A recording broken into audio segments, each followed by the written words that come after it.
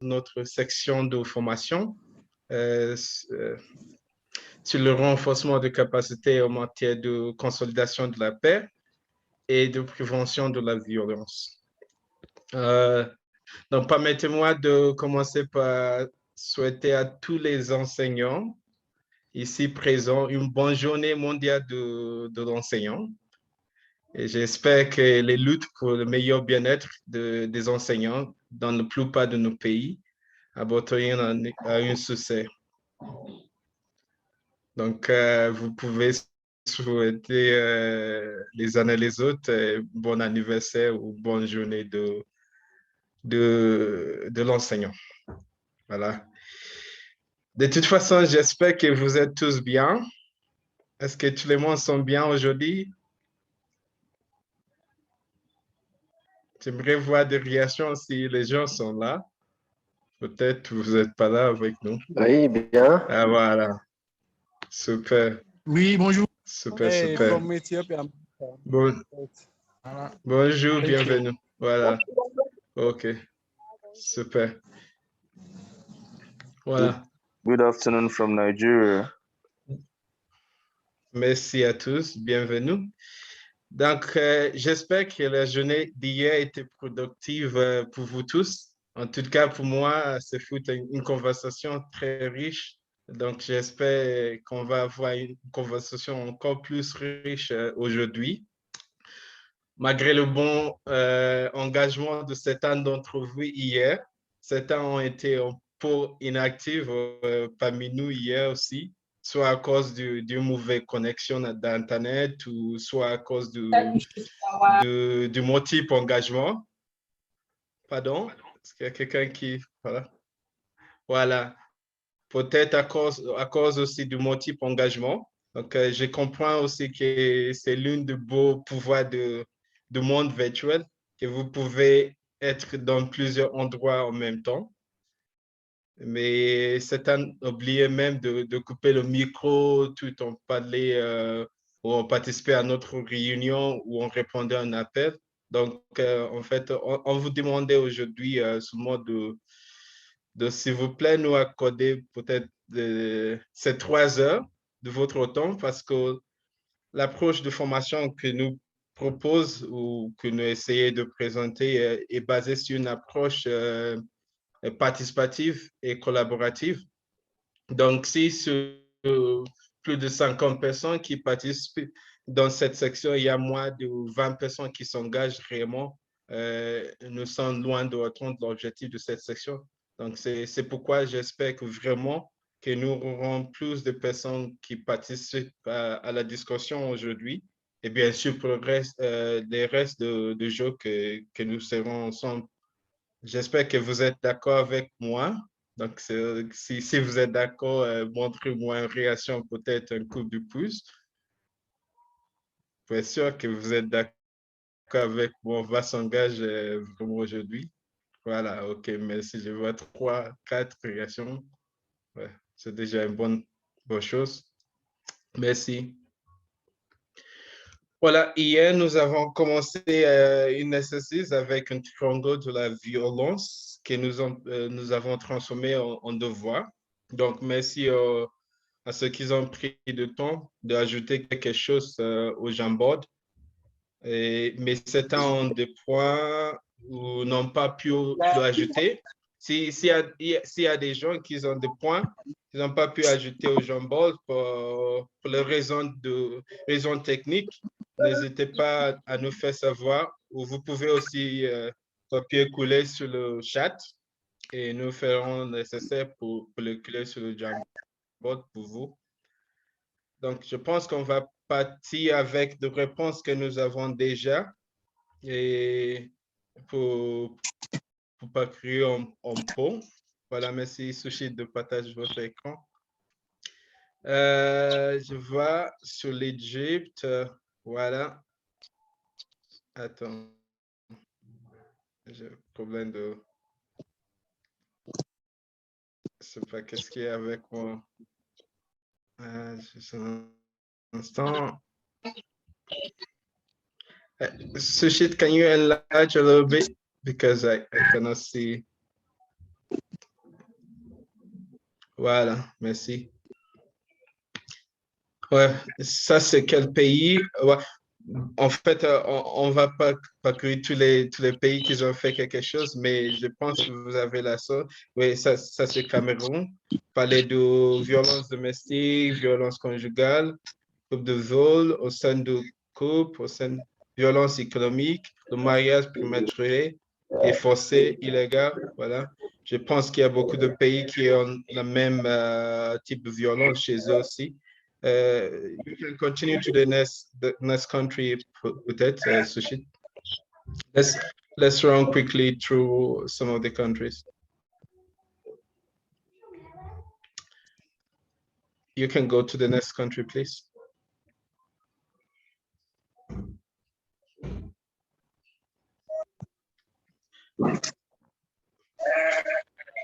Voilà. Ça, c'est Égypte. Voilà. J'ai vu aussi sur le répondre d'Égypte et le Maroc, vous avez écrit sur la discrimination du genre dans le contexte social et légal ou dans la participation du leadership. Et peut-être, est-ce qu'il y a quelqu'un parmi ces pays, Égypte et Maroc ici? Voudriez-vous partager un peu plus sur ce point de discrimination du genre dans le contexte social et légal ou dans le de position de leadership? S'il y a des gens de pays d'Égypte ou Maroc, est-ce que vous pouvez approfondir votre point un peu pour expliquer un peu plus le contexte?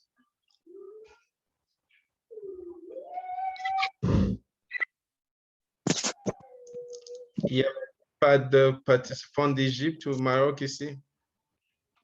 D'accord. On va continuer. Alors,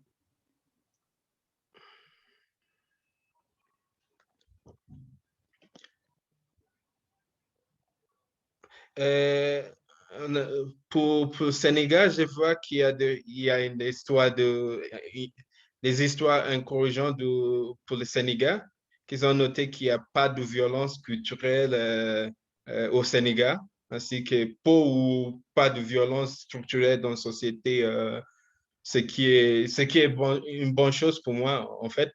Euh, mais cependant, il arrive quelquefois que nous sachions que ce que nous voyons, que nous vivons nous-mêmes, nous savons que la simple organisation d'une société et de sa structure de gouvernance peut parfois entraîner une discrimination à l'encontre de certains groupes minorités au sein de cette société.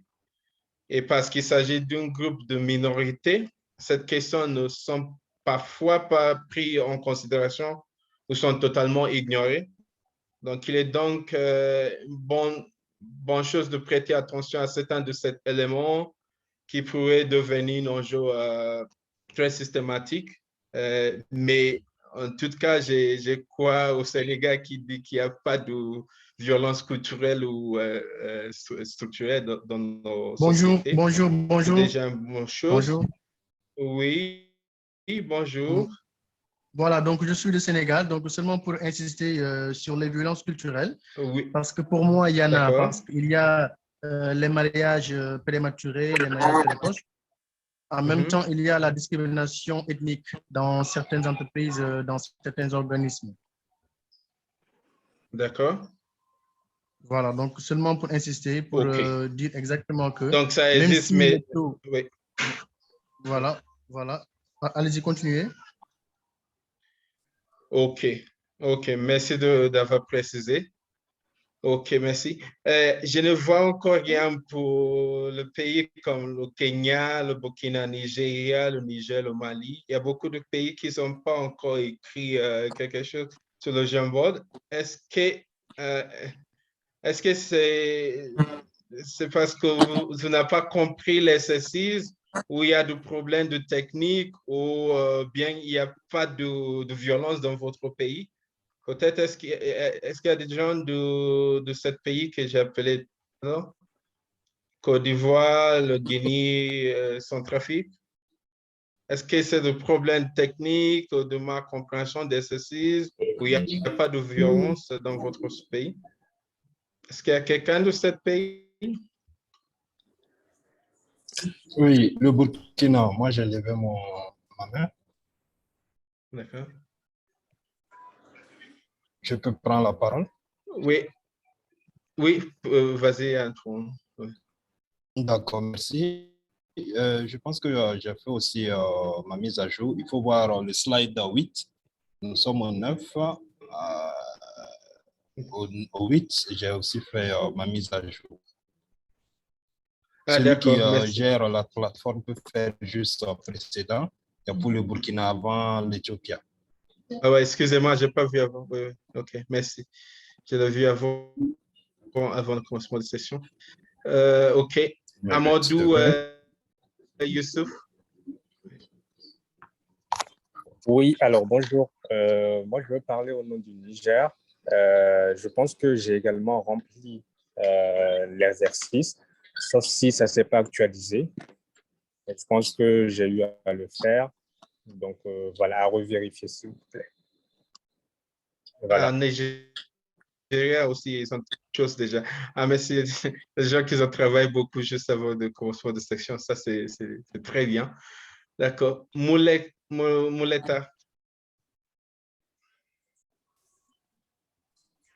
Mouleta. Ouais. Can you please make it on slide 9 for me? Slide 9. Thank you. Right on it. So in Ethiopia, we have all the three kinds of violence. When I start with direct violence, there are armed conflicts in Ethiopia, here and there, everywhere, in every part of Ethiopia. That's being taking place between the government and the armed non-state actors like TPLF and OLF. That conflict has threatened the lives of millions of civilians, and women and the children are being subjected to several kinds of violence. So there is there are violence in Ethiopia. When I go to the cultural violence. OK. Par rapport, juste une question pour vous, Maleka. Peut-être par rapport à votre pays, vous avez mentionné qu'il y a de violences structurelles et que c'est un groupe ethnique qui va refuser l'égalité de chance en raison de barrières telles que la langue. Ma question, c'est est-ce que cette barrière sont-elles intégrées dans vos systèmes publics ou vos lois, ou il s'agit simplement de quelqu'un individuel qui perpétue cette type de pratique discriminatoire? Est-ce qu'il y a quelque chose inscrit dans la loi qui empêche égalité de chance pour tout le monde en matière de la langue?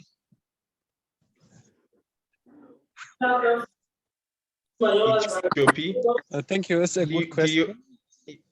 That's a good question. So when we come to the laws are okay, they're great, but there is de jure inequality and de jure seclusion. There are certain groups that are excluded. That's not legal, that's not lawful, it's not included in the law, but in fact, in reality, you find some ethnic groups denied equal chances, equal opportunities in several jobs and public service areas due to barriers such as language. In Ethiopia, the only working language of the federal is Amharic, one single language that belongs to single ethnic group.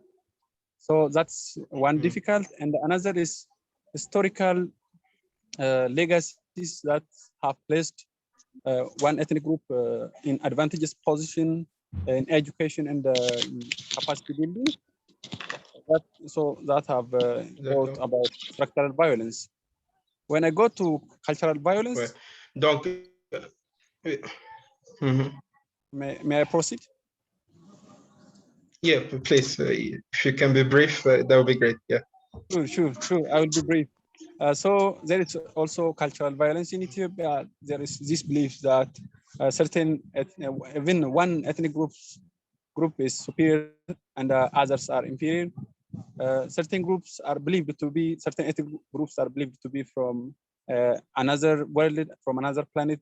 They're considered as alien, others are considered as native. So there is cultural violence too in Ethiopia. Thank you so much. Merci, Malika. Et je pense aussi, pour moi, dans ce cas, par rapport à votre explication, est-ce que c'est possible de considérer cette violence que vous considérez structurelle comme violence culturelle? Il y a quelqu'un qui laisse ouvert son micro. Est-ce que tout le monde peut ouvrir le micro, s'il vous plaît? Merci. Sushit or Mena, can you help to mute the people who have their microphone on? Because it's really disturbing. Merci. Et est-ce qu'on peut considérer cette violence en matière de la langue comme violence culturelle, par exemple, ou ce que vous avez présenté sur la violence directe comme quelque chose de structurel? Parce que je le vois plutôt comme une question de dynamique de pouvoir, je pense.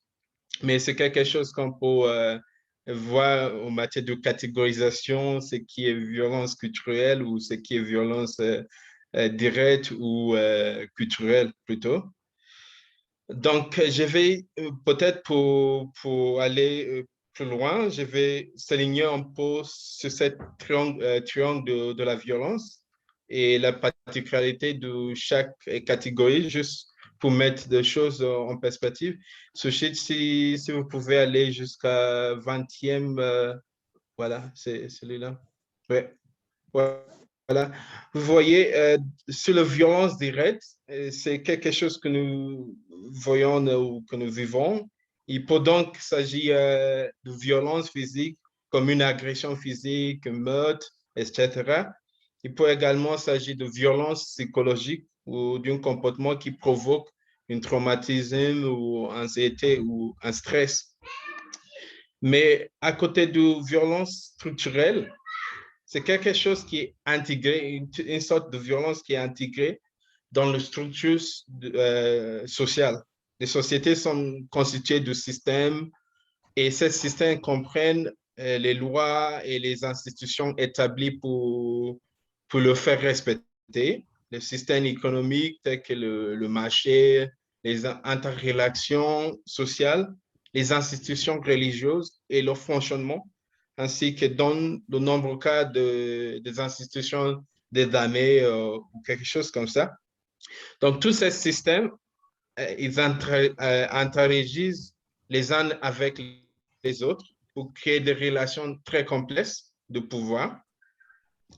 Et nous avons récemment entendu parler du mouvement du NSAS au Nigeria ou de Black Lives Matter dans de nombreuses régions du monde. Et toute cette sorte de violence des actions qui est liée à la lutte contre la culture de la violence aux sociétés. Donc, pour la dernière partie, on parle de violence culturelle qui fait référence aux attitudes ou de croyances dominantes utilisées pour légitimiser la violence de nature directe ou structurelle. Il s'agit notamment de préjudices, préjugés ou de stéréotypes existants dans la société, comme vous avez parlé tout à l'heure, Maleka, et quelque chose d'historique, qui ont été intériorisés par les individus. Et ces stéréotypes peuvent être exprimés dans des interactions entre des personnes. Voilà. Donc, j'espère que cela rend les choses un peu plus claires. Donc, vous avez bien travaillé pour identifier dans chaque catégorie de violence, mais aussi peut-être pour éclairer un peu plus, pour recatégoriser des choses. Parfois, ce qu'on considère comme une violence structurelle peut être une violence culturelle, mais ça ne va pas dire que ce n'est pas important comme une violence ou quelque chose à faire attention. Mais au niveau de catégorisation, vous pouvez considérer de manière différente aussi. Mais tout ça montre qu'il y a de violence dans la société. C'est ça qui compte. Et qu'on doit réagir ou faire quelque chose pour résoudre ce type de violence dans la société. Donc, n'hésitez pas à retenir sur le Jamboard pour ajouter votre analyse pour les pays qui n'ont pas encore fait. Et si vous avez le temps avant fin de journée ou quelques temps dans la journée, vous pouvez aussi encore ajouter des points s'il y a des points qui vous viennent en esprit. Parce que cela pourrait être utile lorsque nous planifierons notre action le dernier jour de cette formation parce que vous avez travaillé pour faire un plan d'action le dernier jour. Donc, je pense cette analyse que vous avez faite pour donner idée aussi sur quelques types d'actions que vous allez faire en retenant à votre pays. Vous êtes dans votre pays. Je pense qu'on est ensemble. Voilà. Donc, je pense que je vais terminer cette partie ici. Sauf s'il y a quelques questions ou de précisions concernant le triangle de la violence. Est-ce qu'il y a des questions, une clarification? Sinon, pouvons continuer. Je pense qu'on est bon. Merci. Donc, on va passer sur le point suivant. Well, pour aujourd'hui, nous allons nous pencher un peu plus sur le rôle de l'éducation dans la consolidation de la paix ou dans la résolution de chacun de ces problèmes, de défis que nous avons énumérés dans cette triangle de la violence que nous venons de parler juste là. Je suis sûr que nous sommes tous d'accord pour dire que l'éducation a un rôle important à jouer dans la résolution de certaines de questions que nous avons identifiées. Quoi qu'il en soit, pouvons-nous dire que l'éducation telle qu'elle est dans votre propre contexte aujourd'hui, jouer son propre rôle dans la résolution de certaines de ces questions que vous avez énumérées? Est-ce qu'on peut dire aujourd'hui que l'éducation joue vraiment un rôle important pour résoudre cette question? Est-ce qu'il y a certaines de ces questions font partie de la discussion au sein de notre programme scolaire actuel ou même des activités de l'éducation non formelle pour les gens qui sont dans le monde de l'éducation non formelle, que certains d'entre nous organisent? Donc, ma question pour vous, c'est, selon vous, à votre avis, est-ce que l'éducation de votre pays jouait ce rôle significatif dans la résolution de questions qu'on avait soulevées sur cette triangle de violence? Est-ce que il y a des pays qui peuvent dire aujourd'hui on a un très bon système éducatif ou des organisations qui mettent en avance toute cette question de violence dans la société au sein de formations qu'elle nous donne, soit à l'école ou dans notre organisation non formelle.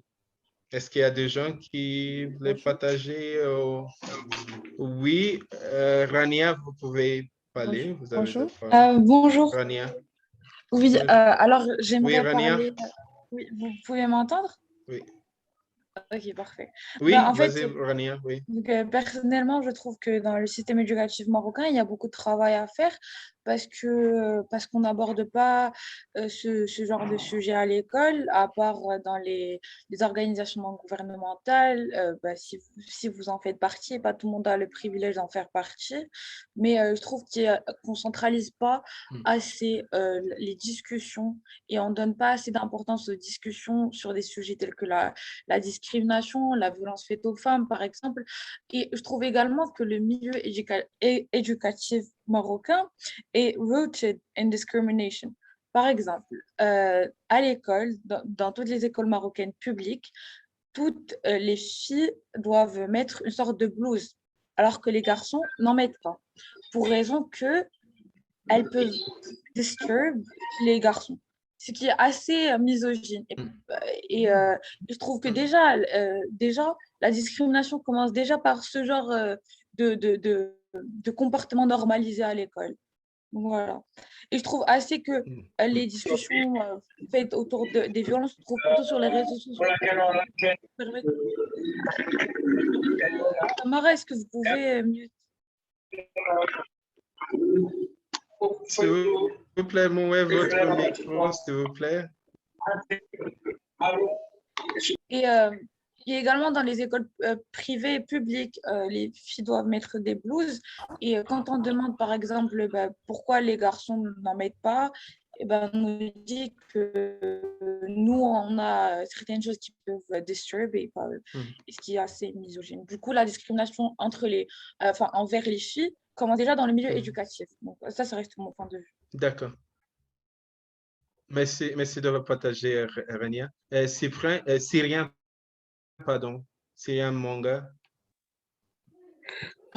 Oui. Déjà, je vais dire qu'à notre niveau au Cameroun, l'éducation a une grande influence sur les violences qu'on subit. Jusqu'ici, il n'y a pas quelques années, après le début de la crise du Nozo qui touche les zones anglophones de notre pays, l'État, le gouvernement a organisé ce qu'ils ont appelé un grand dialogue national. Or, déjà, à l'école, de par même le programme scolaire, au niveau de ce qu'ils appellent, nous avons une discipline qu'on appelle éducation civique et morale, ils ne font pas intervenir l'interculturalisme. À ce niveau, on n'apprend pas les notions de vivre ensemble aux enfants déjà dès le bas âge.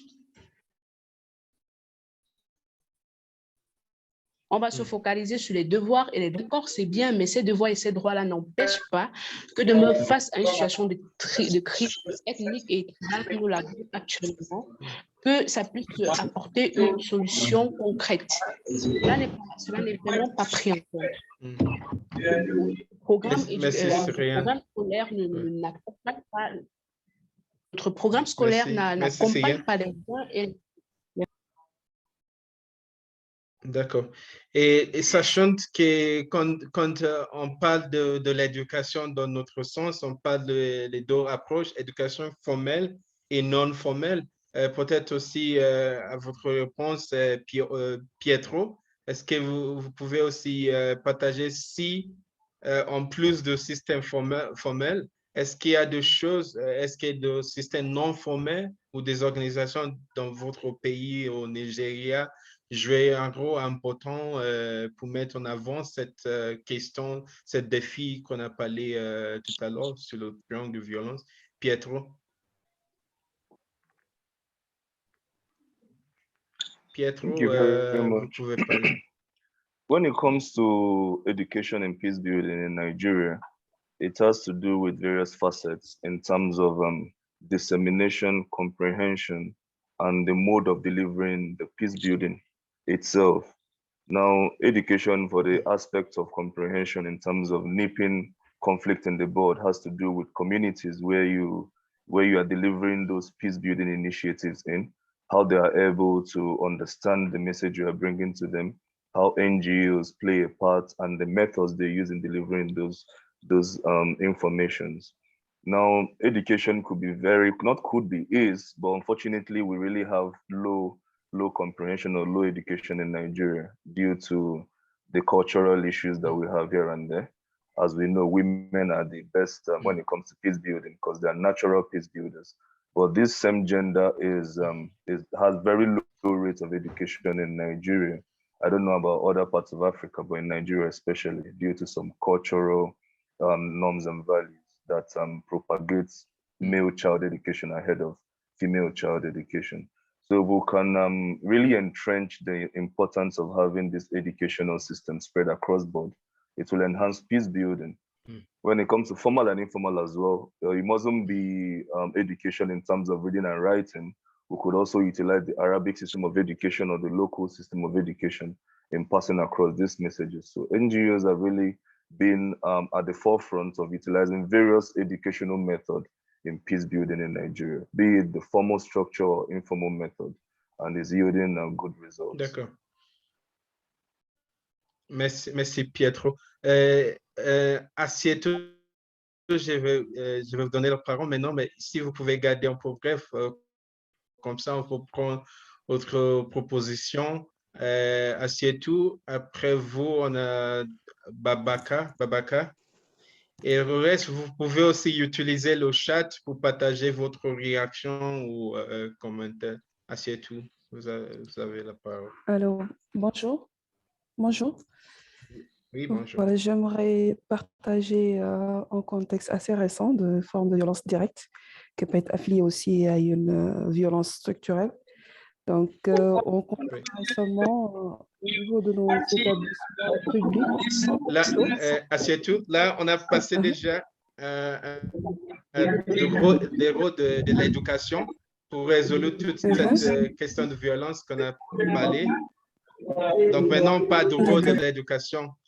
Oui. Est-ce que vous avez quelque chose à partager sur le rôle de l'éducation pour résoudre toute cette violence dans votre société, par exemple?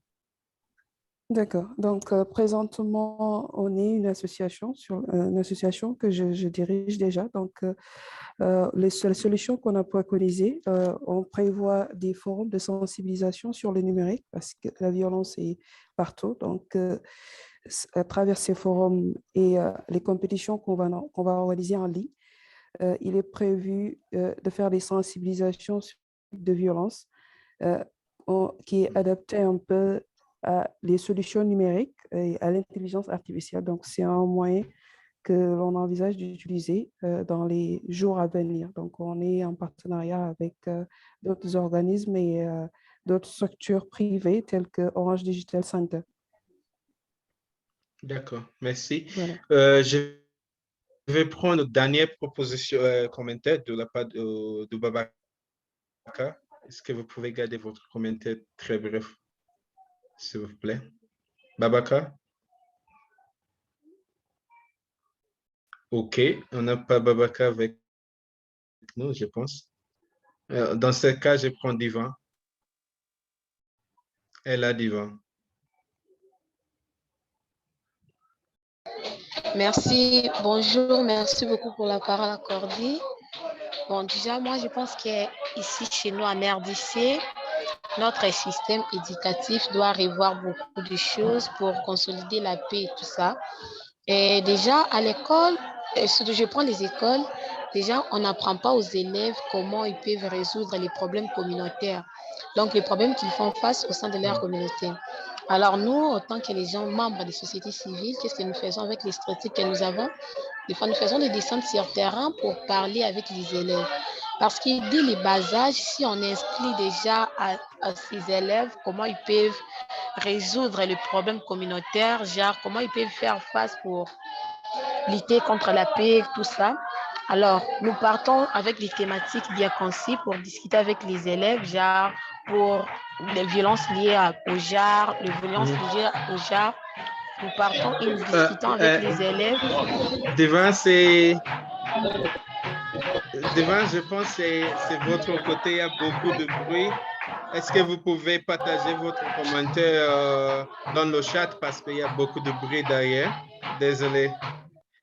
Je pense qu'on va conclure cette partie. Et pour conclure, je voudrais soulever l'objectif de développement durable, le cible 4, la cible 4.7 des objectifs de développement durable, qui souhaitait qu'en 2030, tous les apprenants acquérir les connaissances et les compétences nécessaires pour promouvoir le développement durable, y compris, entre autres, pour l'éducation au développement durable, au monde de vie durable, aux droits de l'homme et à l'égalité de sexe.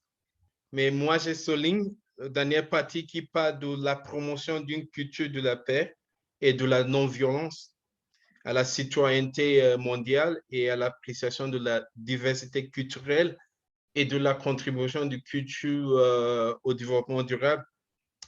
Et la dernière partie de cette quatrième objectif aussi qui s'est concentré sur la construction et la modernisation de l'établissement d'enseignement pour qu'il soit sensible aux enfants, handicapés, aux gens et offrir un environnement d'apprentissage sûr, non-violence, inclusive et efficace pour tous. Donc, ma question, ou pour conclure les questions, c'est les espaces d'apprentissage que nous offrons dans notre système éducatif formel ou non formel, sont-ils suffisamment sûrs et inclusifs? Et sinon, la question, c'est qu'est-ce que nous faisons pour améliorer la situation. Donc, pour examiner un peu plus de détail cet rôle par rapport aux réalités actuelles de l'éducation dans notre pays, je vais maintenant céder la parole à ma collègue Mena, qui va nous guider dans une analyse plus profonde, plus détail sur le rôle de l'éducation dans notre contexte actuel. Mena, je vous remercie et je passe maintenant à Mena. Mena, you have the floor and you can take over now. Merci à vous tous d'avoir participé. شكرا ريتشارد على هذه الجلسة الرائعة. استمتعت كثيرا بالاستماع للمشاركات، واستمتعت كثيرا بالحلقة النقاشية حول أنظمة التعليم الرسمي والغير الرسمي. ستكون هذه الجلسة أيضا هي استكمالا للنقاش الذي قد بدأتموه مع ريتشارد في الجلسة السابقة من خلال تحليل أنواع العنف الثلاثة، بالإضافة إلى التعرف على العوامل التي قد تؤثر سلبا أو إيجابا في أنظمة التعليم الرسمية أو الغير رسمية.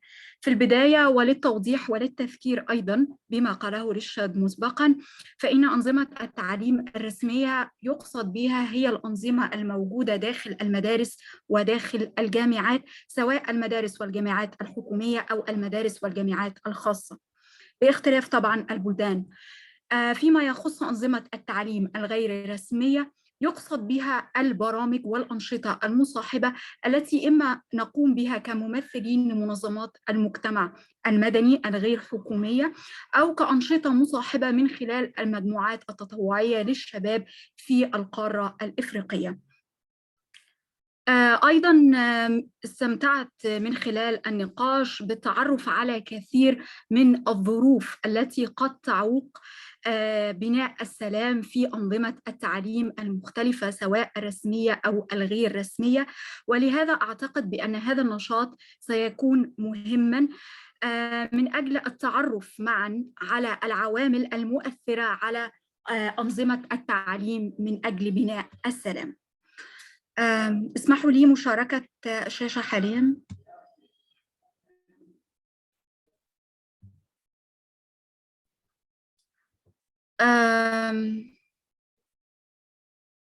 أعتقد بأن الشاشة تظهر لكم الآن. إن كانت تظهر لكم الشاشة، هل يمكنكم رفع الإيد للتأكد بأن الشاشة تظهر لكم؟ أوكي، أعتقد أنها بها تظهر الآن. شكراً. سنستخدم الآن معاً أداة التحليل start now with the quadro or the matrix, the SWOT analysis. I know that if to get to the SWOT analysis, for you to know what we mean by the quartite analysis tool, it's used as a technical tool for the strategic planning, especially for local and national planning. Could you please mute yourselves? Kindly make sure that you are muted.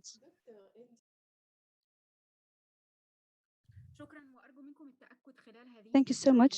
I'd like you to make sure that throughout the whole sessions that we will have, you will be muted so we cannot hear your background noise. Getting back to SWOT analysis, again, it's a tool that we use for the analysis of programs, whether political or social or even economic programs. So today we will focus on the usage for analyzing most effectiveness in the formal and non-formal education programs for peace building. As you can see now on the screen, the analysis tool is composed of 4 parts, first of which is analyzing the points of strength. And usually points of strength are the ones that usually distinguish the groups. Like, for instance, the adequate personal, interpersonal skills, and on the other hand, the points of weaknesses, which is lack of competences and experiences in educational systems and programs that work for peace building. And taken into account the threatenings.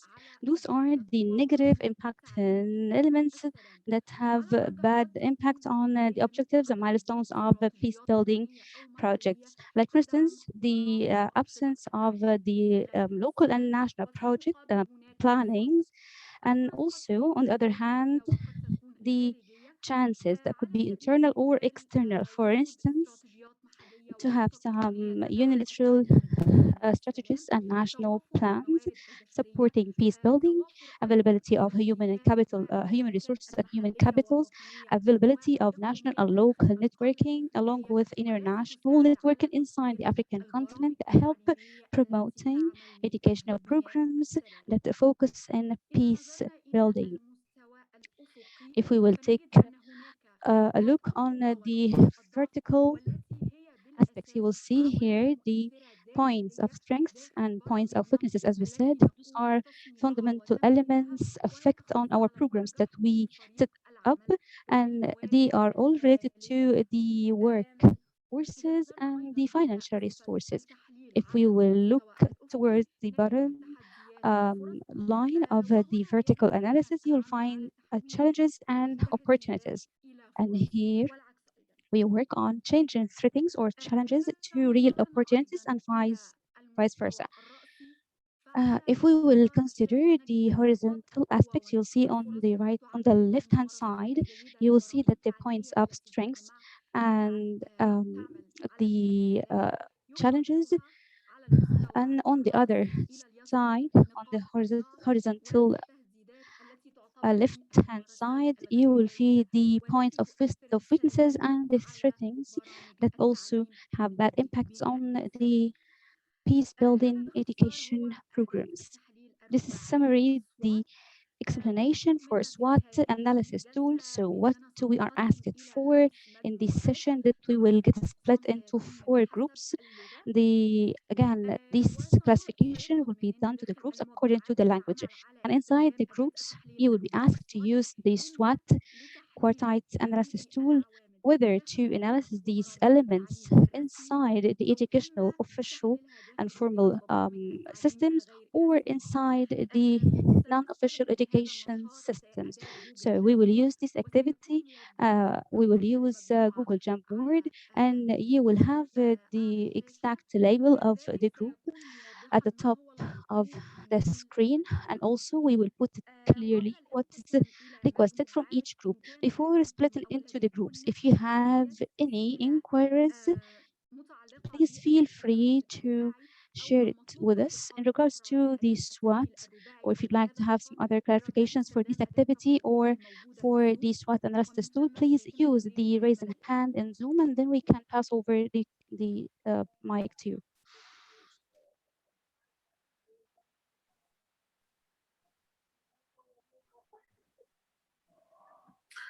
حسناً لا أرى أي أيدي Well, since مرفوعة. I do not see any raising hands, which is absolutely a good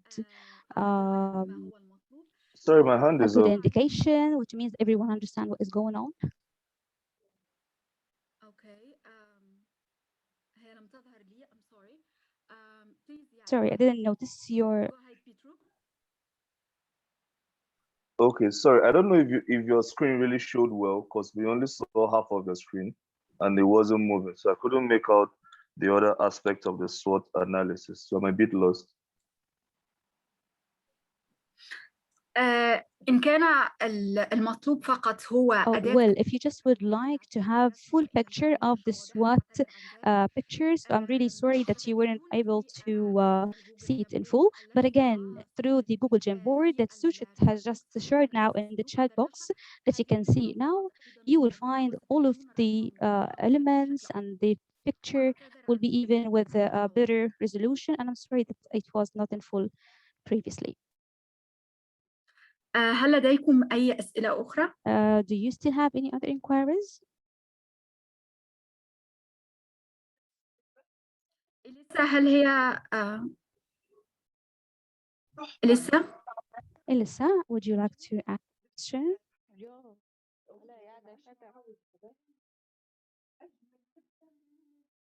حسناً، أعتقد بأن الأمور واضحة. Well, So I think that it's now fully understood. So Sushi, can we now get split into groups, please?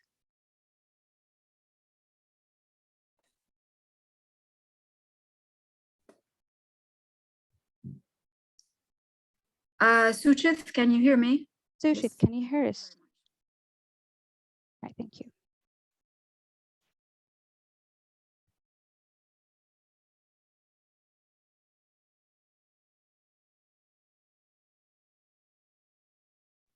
فقط أود توضيح.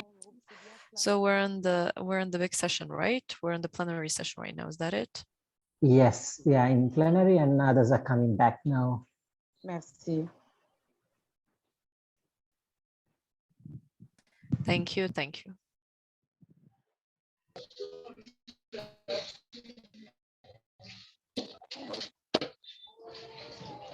Can you please make sure that your mic are muted because we can hear you? Thank you very much.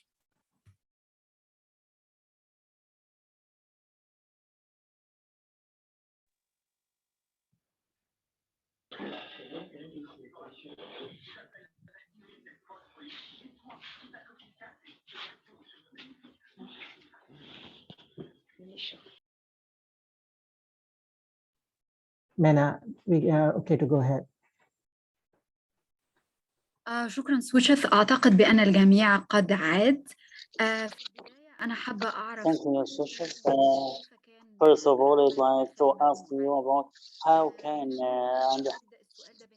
you work together, and I would like to start the chat box in order to show and share with us your experiences while you were in the breakout sessions through using the reactions.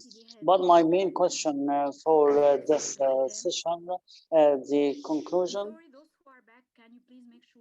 would you please, anyone who does not speak, would you please mute himself because I cannot follow up the session? We have 5 minutes and we will open the discussion, but I'd like to respect the time, and we will take 5 participants to share with us their experience through working in groups, whether you are working in groups regarding the formal system or informal system for peace building. What are the common points and joint points you have found in your African countries, and what are the differences?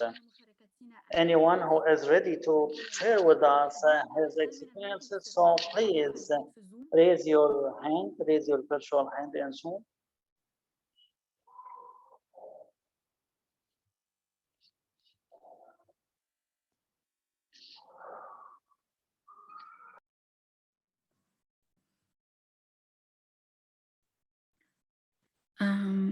أنجا، هل تريدين المشاركة؟ Anga, do you like to share with us your view? أوكي، رانيا اتفضلي. حسنا، رانيا, the floor is yours, Rani. Can I speak in English? So basically, during the discussion, we tried to talk about our different countries. So we had Morocco, Tunisia, Nigeria, and South Africa. So it really gave us like there is like some differences in the context, but still we had a lot of things in common. For example, for the opportunities that are available, we had like informal settings that were available in Nigeria and South Africa. And we also talked about the civic education that is available for primary and elementary schools in Morocco and Tunisia. But for the weaknesses, we talked about the mismanagement of human resources, the unstructured educations, and the training forms that are outdated and should be like reformed. We also talked about how youths are being excluded from decision-making processes. in different, like in Morocco, Tunisia, Nigeria. Also, the fact that no governmental nor educational institutions are encouraging peace and security matters in the educational system, like it's not really included, and there's no discussion about peace building and peace education in the educational systems. But also we talked about like certain weakness in South Africa, which is like the misuse of resources and the lack of responsibility from the government system. Also, in Tunisia and Morocco, there is like a lack of professional human resources to teach students about peace building, but also teach them in a way that is going to impact them, not just lectures, because lectures tend to be inefficient when it comes to topics like peace building. For the opportunities, we talked about mediation and arbitration that could be a solution and an opportunity that we could use. And another opportunity that we talked about is the youth peace security agenda that was launched by the Security Council and signed by a lot of countries. So yeah, that's kind of a wrap. شكرا جزيلا رانيا على Many thanks, Rania, for sharing this distinguished experience, and also for specify the common points and similarities and differences between different countries. So I have just a quick question. I have just a quick questions, and maybe Anthony can answer this question. Is there any loose opportunities through working in groups that represent some challenges or some faces, and that can be utilized to face or to Anthony? What about the difficulties or the opportunities you have?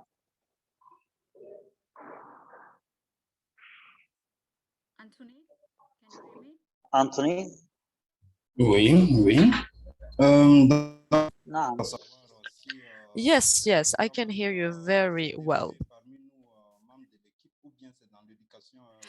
Is it are you speaking about the working group that we have conducted, so inside of our working group, or would you like to tackle it based on the national education?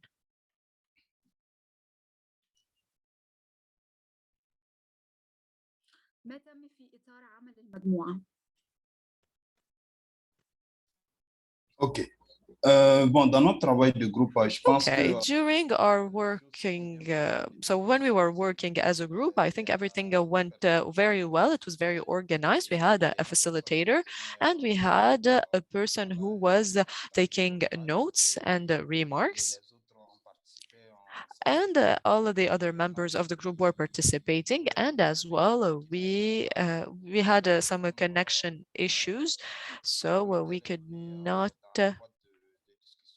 so we could not hear some of the people. As such, we have shared everything in our chat box.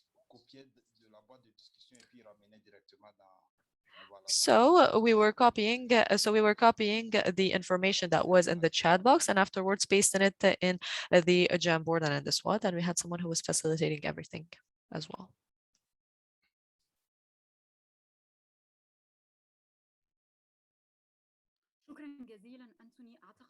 Thank you, Anthony. And I think that this is a concluding remark for this wonderful session. So please visit Google Jamboard today or at the end of the workshop in order to add anything regarding your experiences in formal or informal sectors in different countries. And I think that to continue work to build, I'd like to leave the floor to Sushit. The floor is yours, Sushit. Thank you, Mena. Thank you very much. I hope it was useful so far that we have now looked at the context related to conflicts and violence in our countries. And then in the last part, up to now, we have looked at education and what are the challenges, opportunities, strengths, and weaknesses in terms of the education for peace building. From the discussions, I heard that many of you feel that there is limited capacity or limited work being done in terms of education for peace building. And I think that's probably the reality in many countries. At the same time, we also need to maybe, if we are to really advocate for education for peace building, understand a bit more about what is there. So for example, they might not call it in the education system, education for peace building. Do you have, how is your country responding to the agenda of global citizenship education? Or is it called civic education? What are components of this education for peace building, and how is it spread throughout the curriculum and in the education system? These are things that if we are to work on this, you need to go back and understand, analyze. Is there a policy paper around education for peace building? And also if there are structures like peace clubs. I know for many of the countries do have peace club structures at school level that are another form of resources that are available for education for peace building. So when you think of this SWOT analysis, it's not just this group work that you did in the Zoom session, but think how you would be looking at the reality in your country. If you are to be a champion of education for peace building, what is there and how can you build on it further, and what are gaps that you need to advocate for as youth leaders as well. So I hope that you continue this analysis. I think we are halfway through the session for now in terms of time. So maybe we take a quick break and then we come back and continue the remaining part of the session. So can we break until 40 minutes past the hour? So 8 minutes, we'll take a short break. Don't log out from Zoom, but for 8 minutes, we'll have a short break where you can go to the restroom, grab a refreshment, a coffee, a drink, and then come back.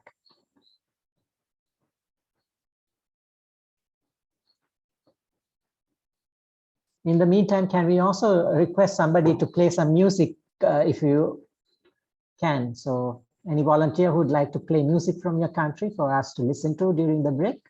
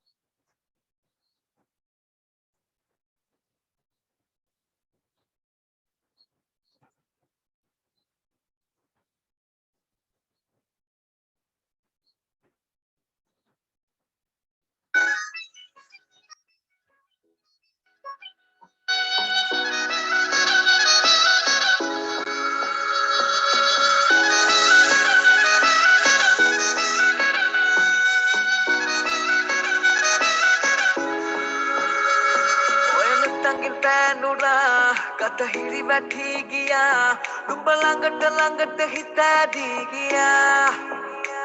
Mana bandunu sara, suralo mawatiya, langat davati hita davagiya. Elena, betisadu la me dilna, kubara la dike hadama, bavetamaya buna. Elena, betisadu la me dilna, kubara. Can hear me?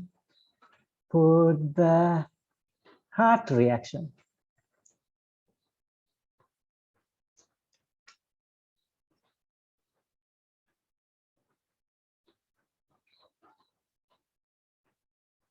Let's see more hearts coming up. Please join us. And we'll get started with the next part of our session.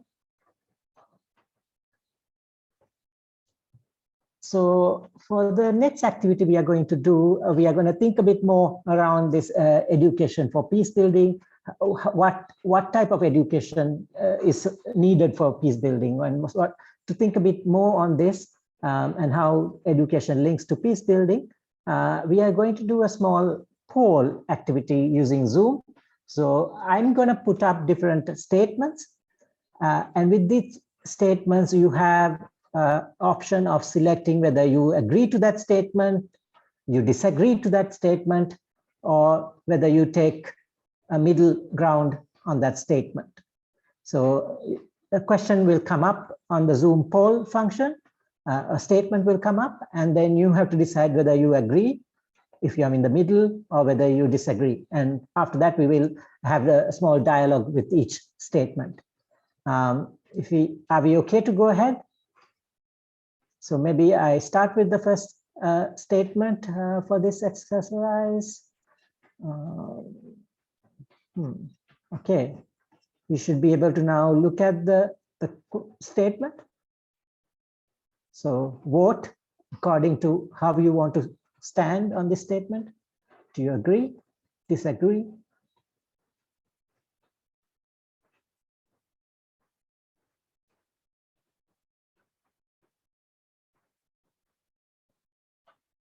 So 11 people have responded so far. 12. Keep your votes coming. In 30 seconds, we'll end the poll. So vote quickly. Shukru, if you can mute your mic. Okay, 15 more seconds to vote. Quickly vote. We have 20 responses. Can we get it to 25? Can 5 more people vote? 21.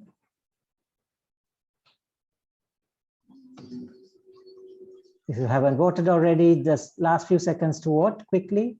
Where do you stand?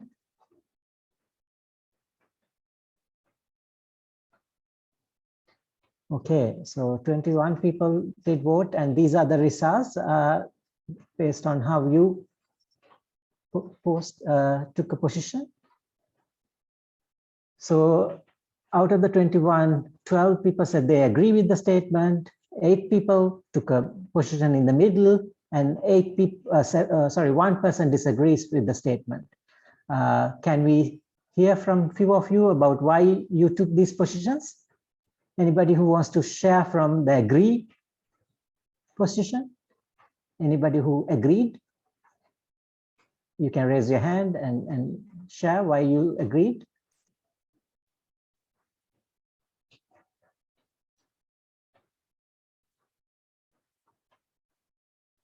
Who would like to share why they took their position on this statement?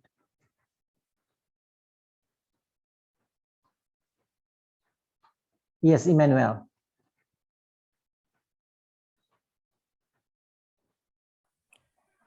Okay, I took on the middle ground. Why is that, Emmanuel? It's because of what I've learned to see or discuss, observe in Malawi, where most of the times those who are educated are the very first individuals to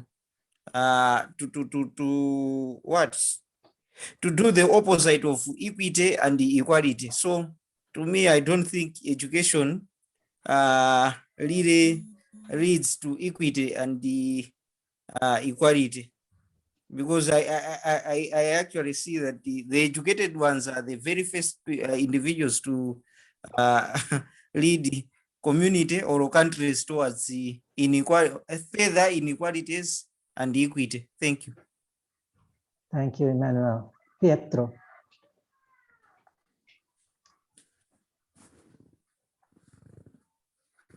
Pietro, would you like to share? Okay, I agree 100% that education leads to equality and equity. It's not about how the education is applied, it's about what the education itself delivers. So in my agreement, education brings you to that enlightenment for you to see the need to educate all persons, irrespective of their gender or age, to see the opportunities and the advantages. You know, when you don't have that education, you begin to think of the threat or see it as an aspect of competition. But when you are educated, you see that you actually need everyone and every person to have peace. So it brings more enlightenment, it brings more togetherness, it brings more aspiration. You know, how you apply your education is another different kettle of fish. But education as it is, it brings equity and equality. Thank you, Pedro. Ella?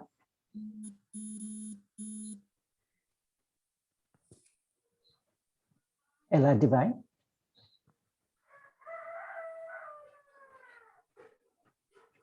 Ella, would you like to share? Oui, merci beaucoup. Moi. Oui, oui, bon, merci. Yes, yes, thank you very much. Can you hear me? Yes, we can.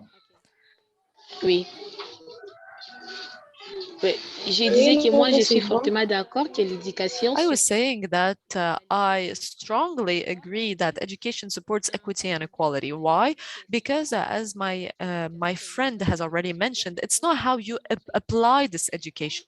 The problem is that everyone needs to be educated. When everyone is educated, the society prospers. We have a lot of opportunities that are generated and we can divide them in a very equal way. So for example, let's say in the job market, in order to get a good job, you need to be well educated. If you're not educated, you do not receive the same opportunities as other people. This is why I think that education is very, very important, and it supports equity and equality. And thank you very much. Thank you. Brahim, please go ahead. Brahim, would you like to share? مرحبا. طيب، هل تسمعني؟ هل تسمعوني؟ نعم إبراهيم نسمعك. Can you hear me? No, yes, we can hear you. My name is Tayyip Ibrahim. I'm in Mauritania. And first of all, I am totally agree 100% as education is the main gate and the primary gate to achieve equality and justice. Hello? Yes. Can you hear me? Yes. نعم. I said that education is والمساواة في الفرص، لأنه إذا كان المواطنون، إذا كان الشعب متعلم. Education is the main base for getting towards our objectives, and otherwise we would have very limited choices and vice versa. So the criteria that based on competitiveness, in case where we have education on the ground, this means that we have a good quality of awareness for all of the citizens, and it means that people will understand their rights and responsibilities and vice versa. On the contrary, if the citizens are not educated, are not aware of their rights and responsibilities, this also will mean that they wouldn't even know how to get to achieve and to gain these rights. So this means that you will have various categories in the community. Some of them are totally unaware of what they have. So I would really agree with 100% that education is the actual gate towards equity. Thank you. Thank you, Brahim. Is there anybody who is disagreeing? There was one person who posted disagree. Would that person like to share why they disagree? If you are the one who disagreed, please unmute yourself and share why you disagree.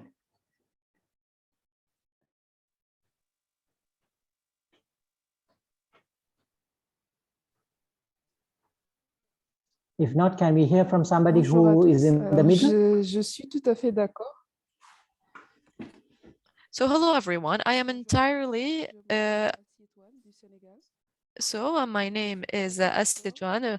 I come from Senegal, and I do agree 100% with this statement, and I have already received the multiple contributions of my colleagues. However, I would like to add something that would be correlated here, and that is related a bit to the form of education, because we focalize and we focus a lot on the intellectual education, so what we are taught at school. However, there is another form of education, so the education that's related to ethics, that's related to values, respect, solidarity, rights, etc. And this type of education is not entirely included in our curriculum, in our systems of of education. And I would like to take the example of Senegal. So the civil society is not really present in the educational institution, and this civil society can actually influence this type or this form of education that could contribute to the violence that we can see, especially in the internet, on the internet, in the educational establishments that we see here in Senegal. So we can see that right now we have students C'est la chose que je voulais juste that rajouter. act really, really wrong. And I would like to add that. So how can we as actors, as young people, so as actors of the civil society, how can we think about programs or about projects that would allow us to spread awareness about this type of education? Thank you, Asatu. But Poa, did you want to add something? Ok, merci beaucoup de m'avoir accordé la parole. So thank you very much for having given me the opportunity. My name is Brichina Bataboa Awikango. I come from the Democratic Republic of Congo. So, and more precisely, I come from Beni. So I have answered that education, I am not entirely agreeing with the fact that education helps equity and equality. Why? Because it is really important to allow young women to be educated. Many young women, many girls do not go to school because of the different types of violence that we are currently facing in our context, which does not encourage girls to actually go to school. But in addition to that, we have the cultural aspects that hinder the progression of girls in education. So us as actors of civil society have to deploy a lot of efforts in order to spread awareness in villages and rural regions in order for young girls to be taken into account, to take into consideration the fact that she should go to school in order for her to grasp the opportunities at the same level of men.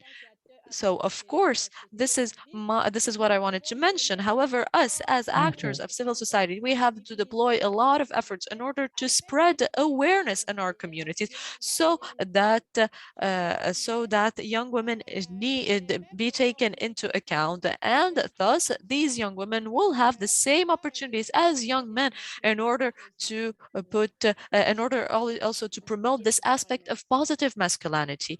And I would like to thank you for giving me the opportunity to speak. Thank you, Batapo. Yes, I think we are hearing different voices, different opinions.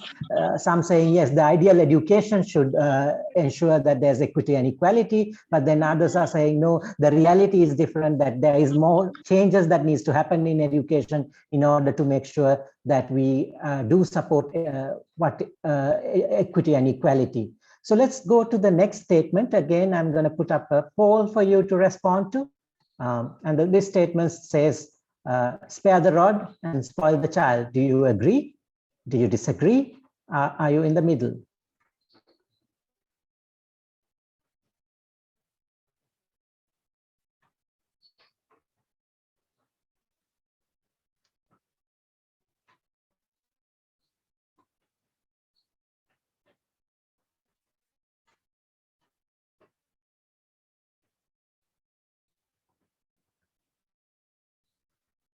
We have 16 responses so far and 20.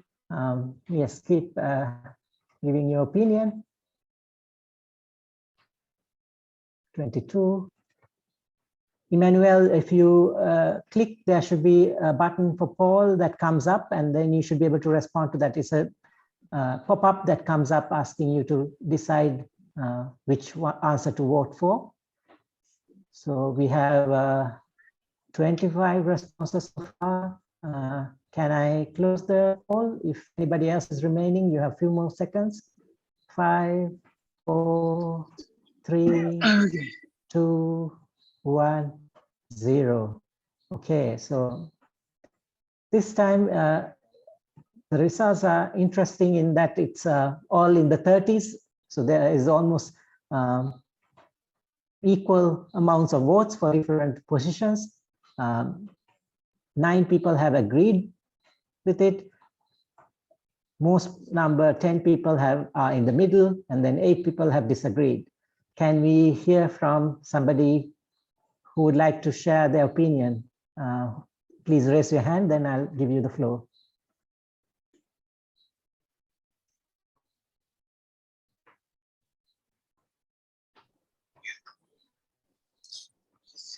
Bonjour.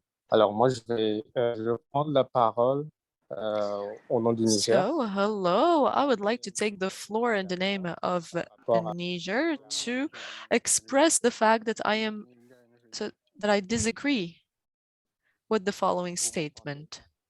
Can you hear me? Yes, Amadou, we can hear you. Okay, then I'm going to continue. So I would like to mention that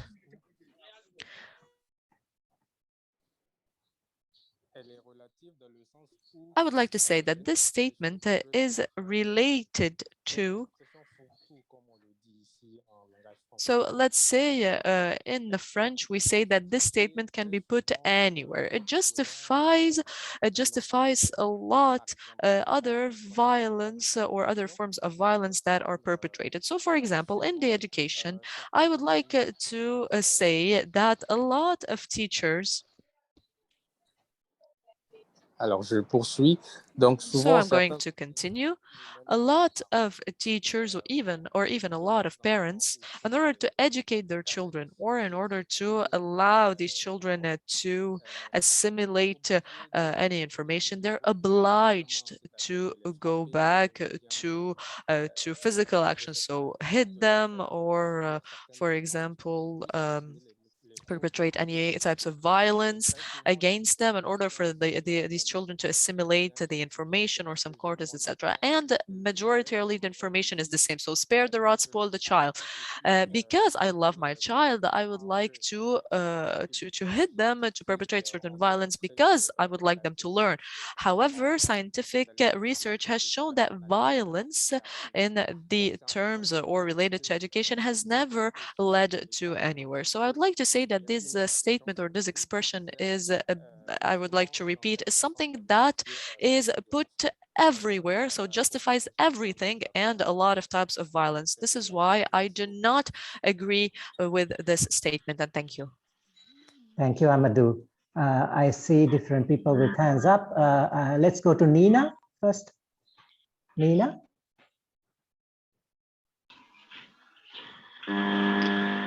Nina Pende? Nina Pende? Merci. Oui, je l'apprends rapidement. Je fais partie de ces 9% qui ont 9 personnes qui ont dit. Okay, I will repeat quickly.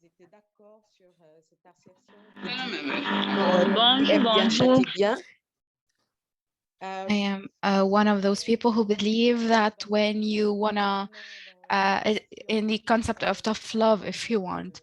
So when we talk about children who are beaten because they think that beating them makes them understand, we must also think about the idea that there's another way to be able to make children understand other than beating them. And I think this is also relevant to the traditional education that we have.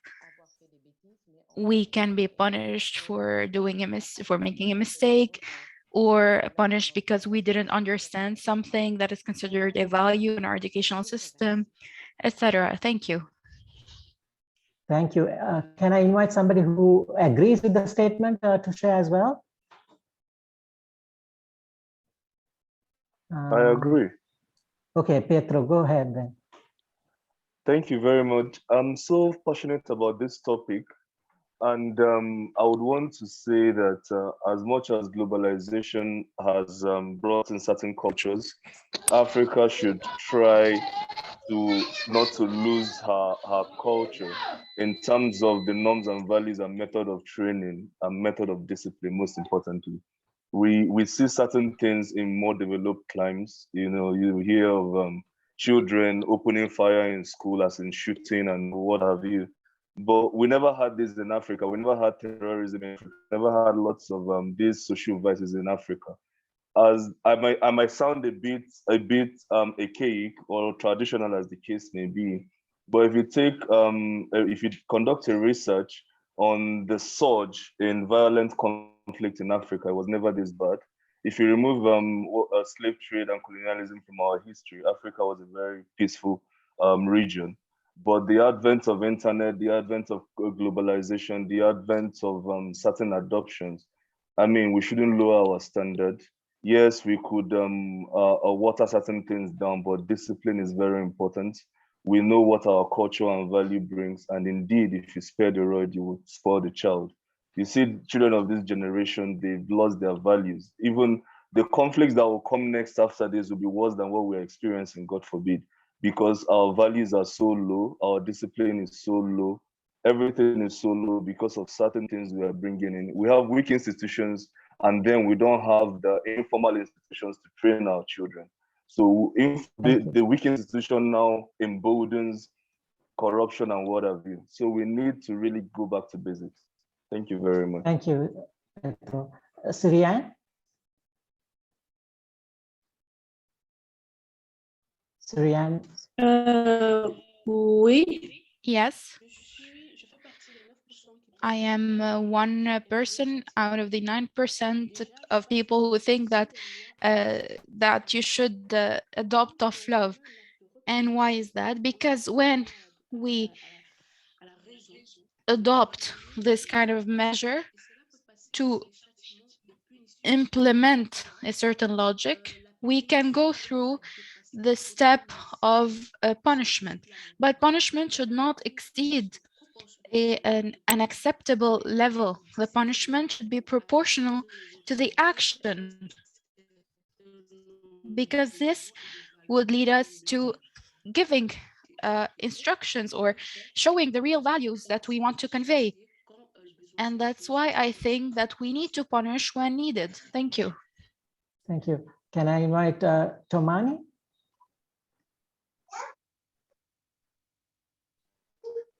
Oui, bonjour. Yes, good morning. Oui, bonjour. En fait, Hello. pour moi, ce Please que go ahead. voilà. Tomani, please go ahead. Bon, voilà. En fait, So for me, this expression is questionable. It's different. It depends on the situation, especially when we talk about it from the cultural perspective. Of course, it all depends on what happened and what's the incident that happened. And it also depends on whether we're talking about the West or the East. Some countries and some cultures might think that violence is necessary to provide protection and security for the child, especially on the in the African countries, because they believe that raising the children requires this sort of behavior.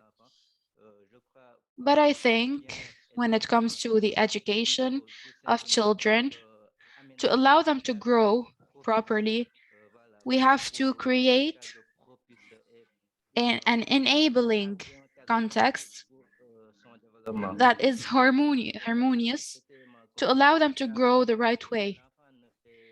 And I believe that the children only copy what the mothers do, for example. The mothers are role models, and that's why I think that we should adopt this method. Thank you. Thank you. Let's go to the next statement. Thank you for the sharing on that. Let's go to the next one. And bonjour. Hello. Sorry, because of time, I'm going to move to the next statement. And if you have opinion on the next one, please do join and share. Sorry. Bonjour. So next poll is open. If you can vote for that.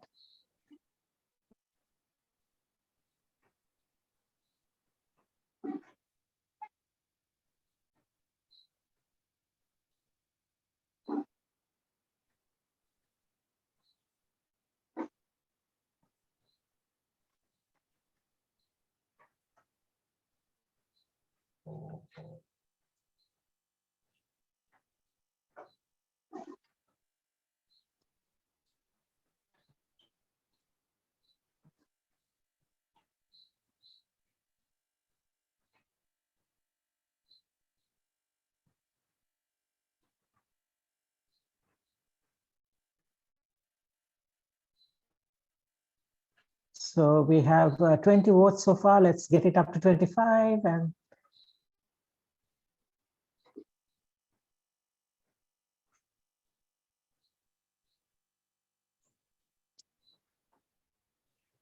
okay, 23. If we can get 2 more people to vote, 24. And then 1 more person, if you can vote.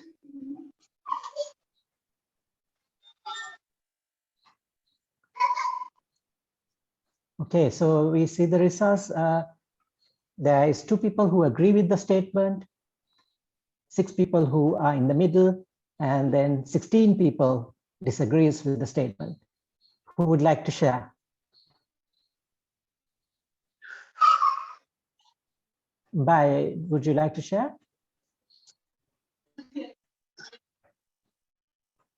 Oui, bonjour. Yes, good morning. Please go ahead.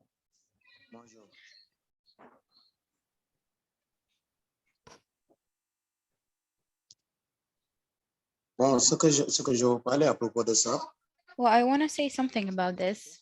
Can you hear me, sir? Yes, please go ahead. ok. À propos des questions sensibles, moi je So when it dirais comes to hot social issues, when this issue creates disunity, it is very important to eliminate these issues. But there's another problem that is revealed then. Some social issues can create some social problems. So leaving those issues the way that they are would definitely create disunity. It could create additional problems. So it would be best to eliminate these issues through being smart and trying to adapt the solution to the contexts and to avoid the problems that it might create. So I think finding a solution to those issues would be best, because if we don't solve them, it will create further problems in the society. That's what I think. Thank you. Thank you. Anya? Hello. So I truly believe that without these sensitive and hot topics and conversations, we won't really be making the change. It's not by avoiding the problems and the hot conversation that we will never solve them. Actually, it's by confronting them and trying to have these hard conversations and these uncomfortable, like being these uncomfortable situations that we're going to be in because of these hard topics and hard conversations. It's by doing this that we're going to be able to find solutions and make the change. It's not by avoiding it. Thank you, Rania. Amadou? Alors oui, merci beaucoup. Yes, thank you very much. So I think actually that there are some topics in the community that are sometimes considered taboo.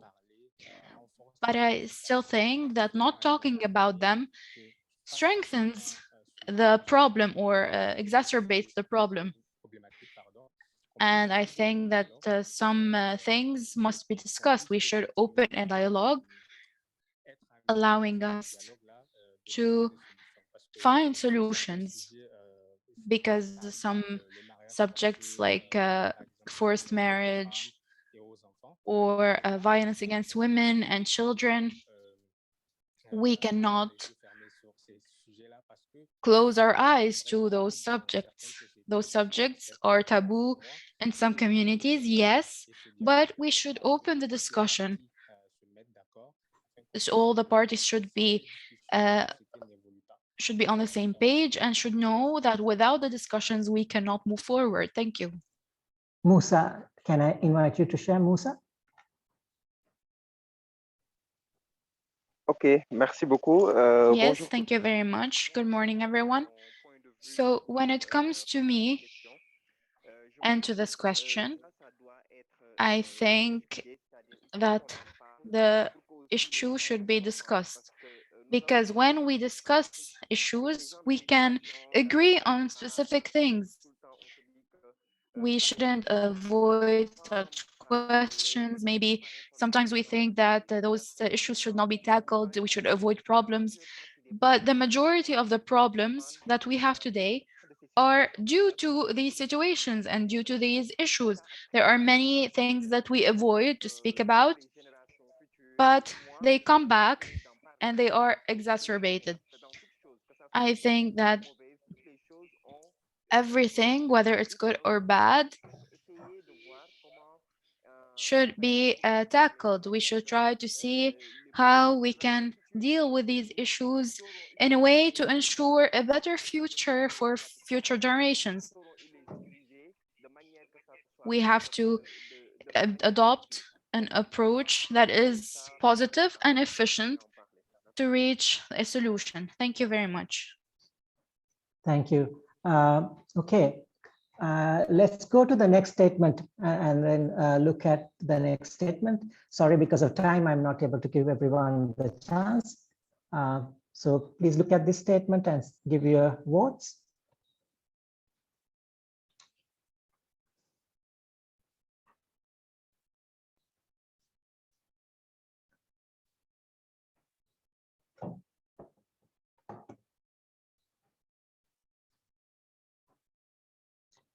Yes, so while the voting is going on, if anybody would already like to share what they think about this statement, please go ahead. I see the hands from before, so I don't know if anybody is raising for this particular statement. Feel free to unmute yourself and share. Christine, would you like to share?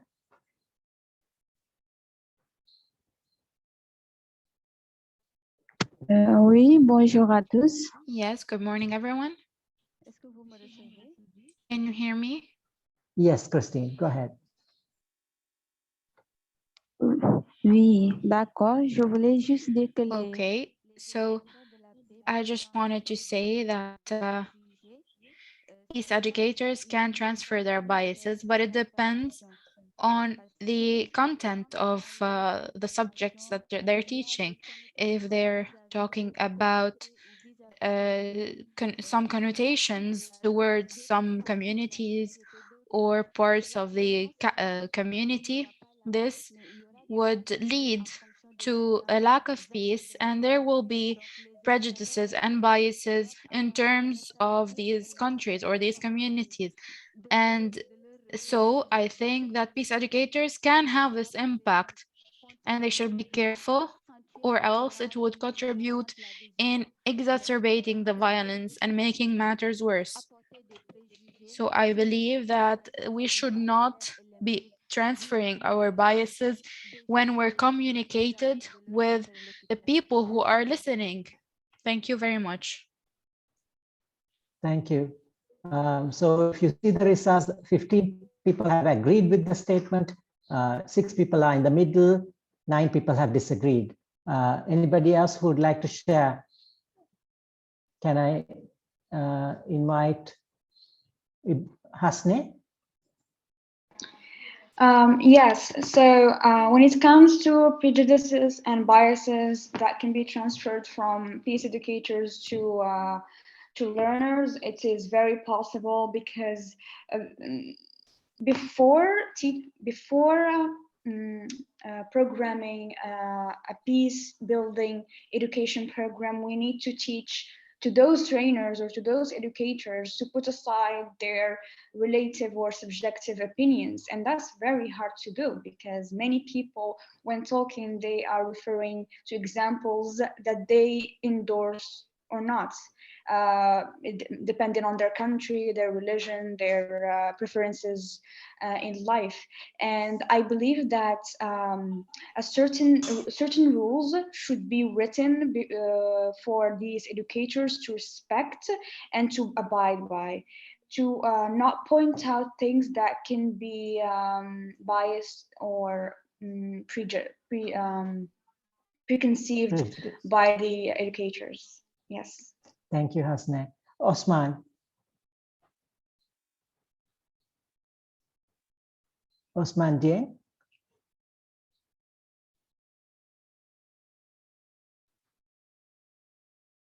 Osman Dieng, would you like to share?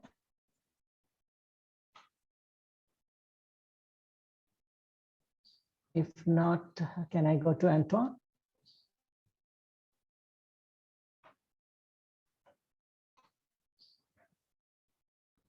Oui.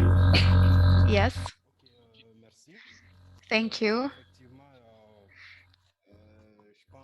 Yes, I think that educators can definitely transfer their biases and prejudices to learners. In fact, one of the things related to education is related to the way that teachers are perceived. Sometimes some people might have a certain idea about things and they might transfer these ideas, and it could lead to a positive impact or a negative impact on arguments that the students would take as givens. And I think it's very important for teachers to know how to be a role model for the students. Thank you. So when this doesn't happen, when they don't follow a certain rule, it might have a negative impact. Thank you. Thank you. Because of time, we are going to move forward, but I hope this made you think a bit more about what type of education is needed for education for peace building. What are some of the practicalities we need to consider when we think of education for peace building? How do we make sure that it's sensitive and it's transformative as well? So to sum up this discussion, I wanted to clarify a few concepts and hoping that that will help you think further about what we are talking about. The first part is that sometimes we use different terms interchangeably, but so I wanted to talk about three different terms that we tend to use. We talk about peace education, then we talk about education for peace, and in this program, we've been talking about education for peace building. So what are the differences between these three? Peace education normally is a reference to when we talk about content related to peace. Peace, so that might be understanding about peace issues, or understanding about conflict issues, how conflicts can be managed, positive things about diversity. All of these things are related to peace education. And that's sometimes in certain countries, it's a part of a subject or it's a subject by itself. And we run programs around peace education, and that's focused on the content. Then there is a broader concept called education for peace. So education for peace goes beyond the learning part of peace education. It also looks at the system at large. So for example, is the teacher recruitment diverse in the country that it supports peace building? We can say that if it's a country with different ethnic or religious groups, then that diversity should be reflected in the teachers in the classrooms. So is this happening, or is the teachers from only one community? and a majority community, and the minority communities does not have teachers. So it not only looks at the subject or the content being taught, it looks at the system at large, from teacher recruitment, from how structured schools are structured, how the schools engage with other stakeholders. All of this is considered in a broader way with education for peace. Then when it comes to what we are highlighting here in this program on education for peace building, it is very much embracing that systemic approach, looking at education and the peace building as a system and how we make sure those connections take place. But it also is recognizing that education should not just teach about peace. It should make young people contribute towards actively building peace. So it's not just about understanding peace, it's about action towards peace building. That learners who go through such a process should be peace builders themselves. So it goes a bit more further than just passive learning, a very active type of learning, active type of pedagogy, where not only you are learning about peace, but you are contributing to social transformation. And we see that even at a young age that you can build and contribute towards peace in your communities and in your countries. So then we also tend to talk about peace building and peace education for peace education in different approaches, right? So sometimes in certain countries or certain situations, peace education is, when we think of programs, they're very much with a celebratory approach. What is a celebratory approach? That's when we focus on the positive aspects of diversity. We celebrate that. We create songs about peace. We do festivals about peace. We do a lot of celebrations around peace, trying to convey this positive message and inspiration. But then we sometimes tend to avoid in that process, in that approach, we tend to avoid the challenging topics. We don't talk about the critical issues that are there. So we don't talk about the violence taking place. We don't talk about some of the inequalities in the country.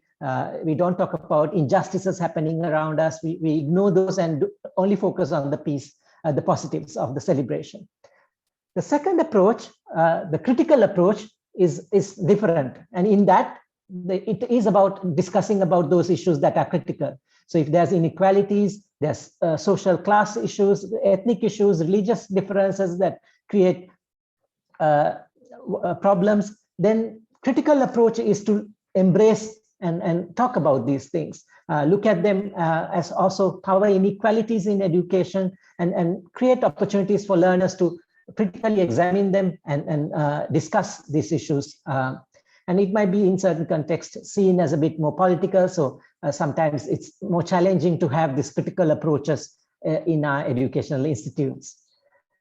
The last approach I want to highlight is called the transformative approach. And that's what very much is what we are advocating in our program for in this process as well.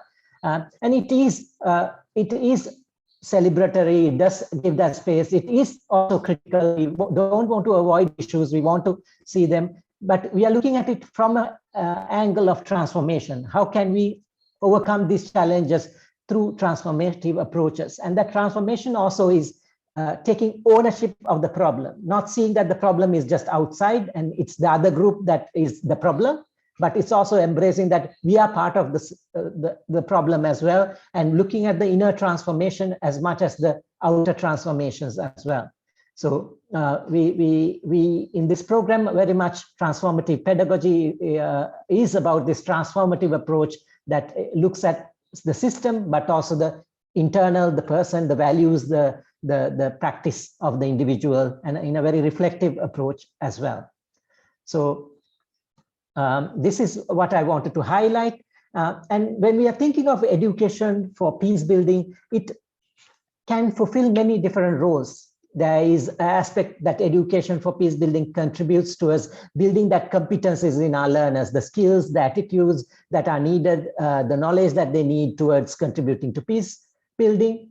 Then it also is about strengthening the relationships and the community between individuals as well as communities, the cohesion in the society, that's an important aspect of education for peace building, is to build resilience. We know that there is more challenges that attract young people towards violence. So it has to build that capacity in young people to reject violence and embrace positive social transformation approaches. It promotes engagement with the community. So seeing education as not an isolated thing done in a vacuum or a bubble, but active engagement of the community and the society and the social issues that are there. It also is an approach that embraces a holistic approach to education, including the emotions, the social emotional learning of the learners. So this is when it comes to the role of education for peace building, we are considering these multiple dimensions or multiple assets of education that are important. So that's what I wanted to share for this discussion. Is there any comment on that before we wrap up and I hand over to for the next section? Any comment on that, what I shared just now?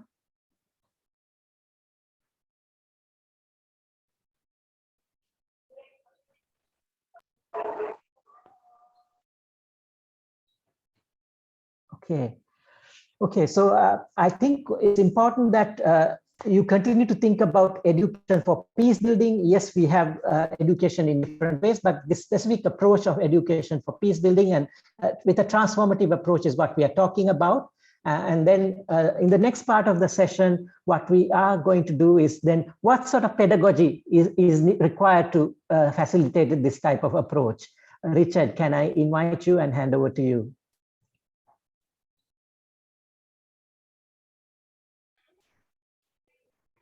Merci Sushit pour cette section très riche et très Thank you so intéressante much, aussi Sushit, for avec this very rich and very interesting part of our discussion. avec une réponse. And that we have also received the many diverse responses on the aspects and the new aspects of the education, the different elements, and that we have discussed have been really enriching. So just to continue the two following sessions, we have already spoken about the quality and about the role of education alongside my colleagues Sushit and Mena, and we have completed an analysis of the educational system in our context in the formal and informal sectors of education. In addition to that, we are going to understand for sure what is transformative pedagogy and Qui s'est basé sur l'éducation. And I think that it's important currently to start speaking about what the transformative pedagogy is and what is this sort of pedagogy for you. When you think about this concept, what comes to your mind? So when I speak about transformative pedagogy, what comes to your mind? Do we have anyone who would like to share? So what comes to your mind when we speak about transformative pedagogy? So I cannot see anyone who has raised their hand. So I think there's Antoine who has raised his hand. So is there anyone who would like to share with us?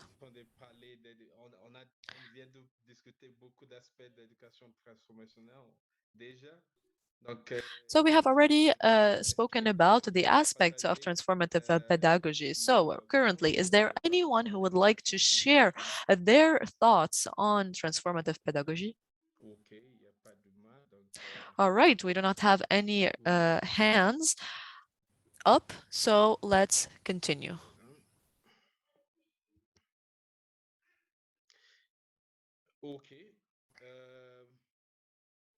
All right, so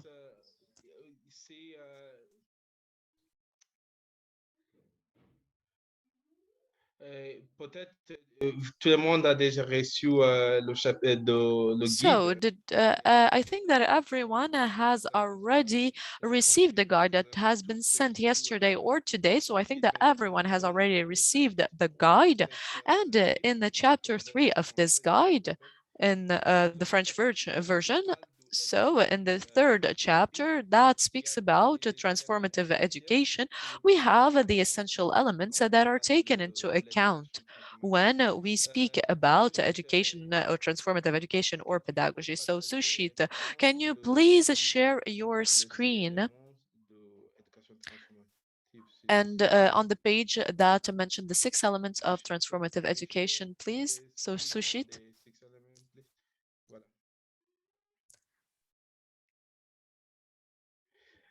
Donc, pour nous, quand on parle So de... here we go. For us, so when we speak about the transformative pedagogy, there are 6 key elements that we take into account. So first of all, we have to have the sensitivity to the context. So how is the context and the social reality taken into account? How are they integrated in the experience and the learning experience? And how is this context sensibility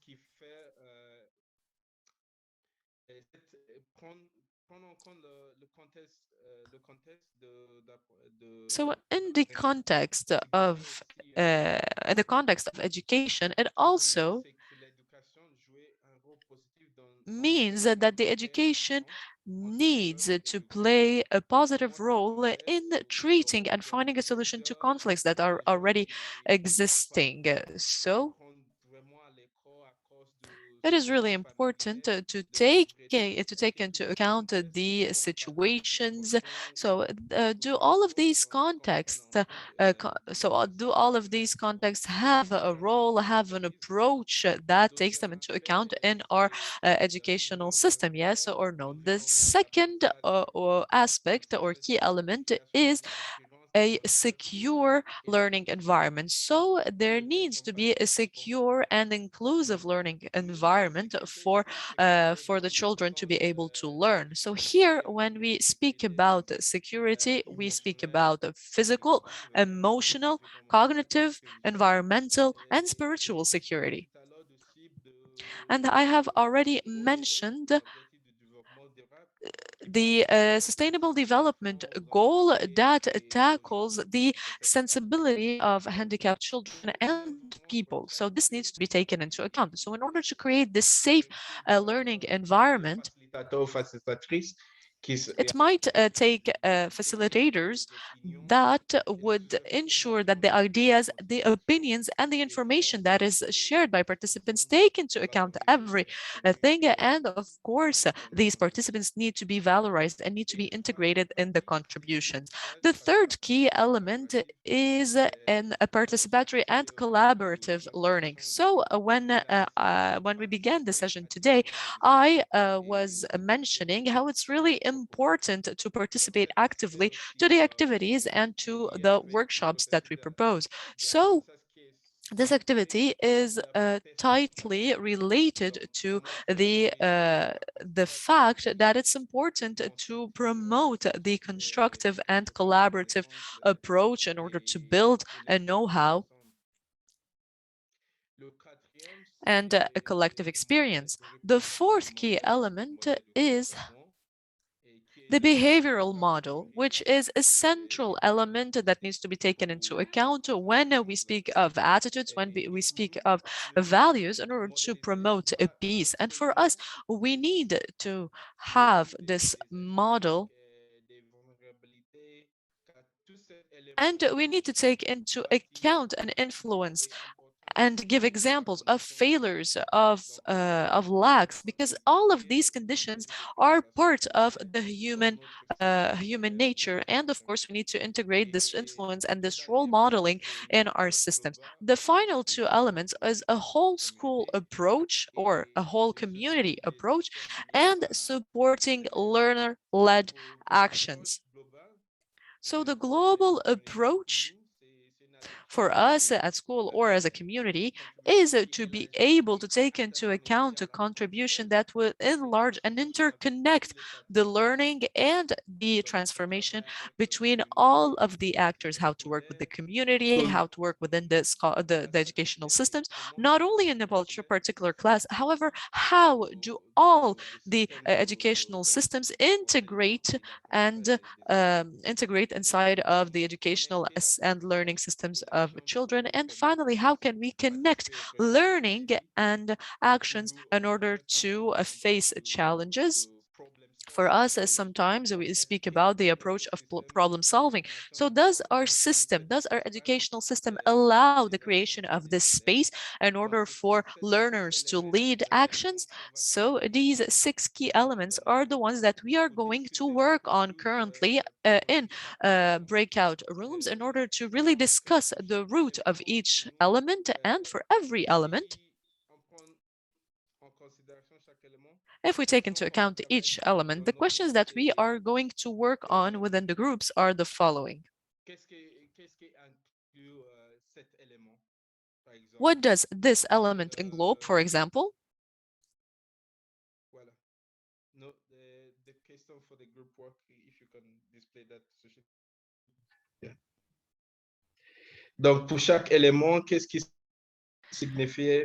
So for every element, what does this element mean for you and include, and what can we do to strengthen this element? So each group has to discuss and has to tackle all of these elements. And when we go back to the plenary sessions, you have to just you have to just speak about the elements that have been attributed to your group. So, for example, if you're in group 1, you have to give us a report on the first element only. However, you have to discuss all of the other elements. So all of the elements are already on Jamboard, and I have already shared the link on the chat. And now you're going to be working together in groups in order to tackle all of these elements, and then you can tackle as well what does this element mean and include, and how can we strengthen this aspect in our educational system, formal or informal. Do you have any questions, any clarifications before us going into the breakout rooms? This is the last session of today, so do we have any questions? Okay, we do not have any questions. This is a good sign.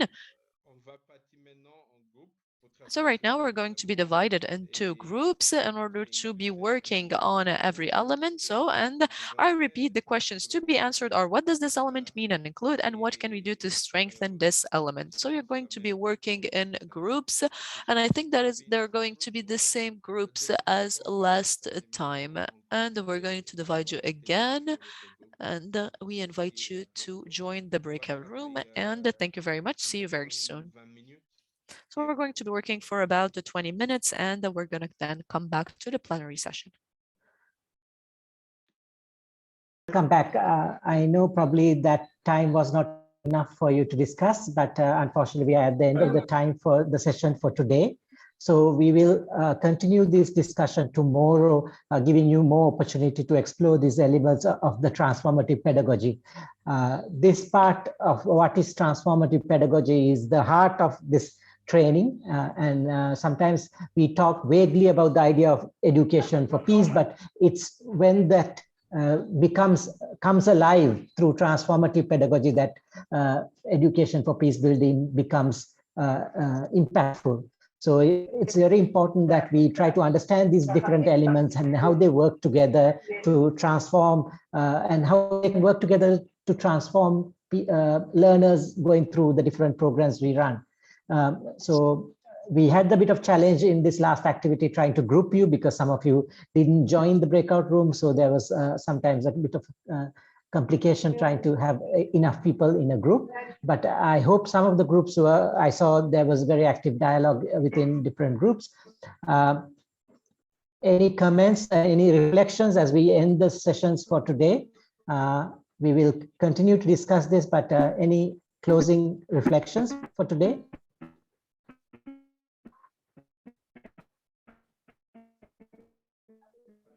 I can't hear.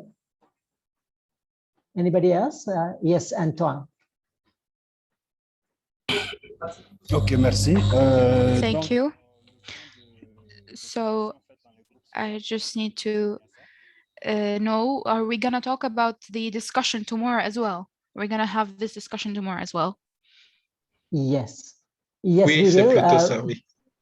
We will not maybe necessarily go into the same groups and discuss, but we will continue to discuss these elements of the transformative pedagogy so that you walk away with a clear idea of what they are and how you can use them in your programs. So that's going to be the focus for the discussions tomorrow. So do go and refer to the manual, as Richard mentioned. The chapter 3 of the manual goes into elaborating these elements and talks about different practical tips as well. So I hope that becomes a useful resource for you to look at today after this session, and then we can continue tomorrow. I hope that answers, Antoine, your question. Asetu, I see your hand also. Oui, c'est bon. Merci. Alors, moi, je faisais référence juste au I outil. also wanted to talk about the tools that we were using. The IT or the platform that we're using is not very adapted to different mobile phones. I am not able to access this application very well because I'm moving around. So that's the only thing I wanted to say. Yes, I understand that some of you are on mobile phones. That makes it difficult. Unfortunately, there's no ideal tool that works for everybody. So we have to use the tool that works for the most people. And we realized Jamboard is rather straightforward for others. So we do encourage you to join from a laptop, because this is not a workshop to listen to. So if there is any way that you can, for the next 2 days, join via a laptop so that you can interact much more and engage in the workshop, please do try to connect via a laptop if possible. Otherwise, if you are not able to directly input things into the Jamboard, please ask when you have a group, some of your colleagues you can verbally share, and then the colleagues can enter it for you, or you can also put it on the chat so that others can help to copy paste it onto the Jamboard. So we need to help each other when we are doing the group work, and that's part of the learning we need to go through in order to complete this process as well. Thank you, Asetu. Emmanuel. I would like to say thank you for the opportunity for this workshop. It has really helped in knowing things that I could not know, that can ably improve some of the approaches that I actually do while I'm volunteering for different kind of organization in terms of programming, because I'm into programming and the development of proposals. So it is really giving me the better view of incorporating the different kind of approaches for better programs and for peace building in every week that we will be doing in Malawi. Thank you. Thank you, Emmanuel. So I think, Burahima, do you want to ask something? Okay, yes, so that's what we are going to continue tomorrow. We will continue to elaborate and understand better these elements of transformative pedagogy, but then tomorrow also we'll start connecting that into programs. How do we design programs that are based on transformative pedagogy? So I hope that's going to be useful for you, Emmanuel, and for everybody else as well tomorrow. For those who, as Sergey is saying, those who have missed out on the session, we'll try to share with you the recording, but also you can look at the guide as it elaborates these first 3 chapters. They are related to what we have covered already. So I hope it's going to be useful. Look forward to a participatory session tomorrow. Please do connect on time so that we can manage time and the activities easily. Have a good evening, everyone. Take care.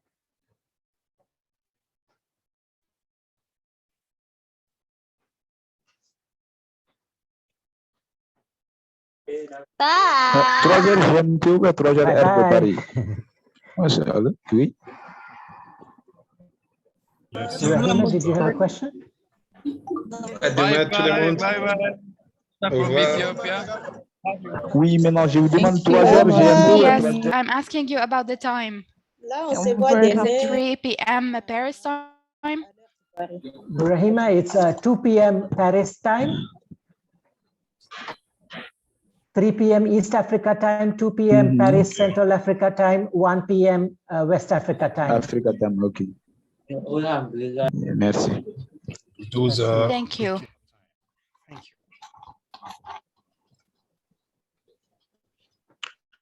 Donc, merci, à demain.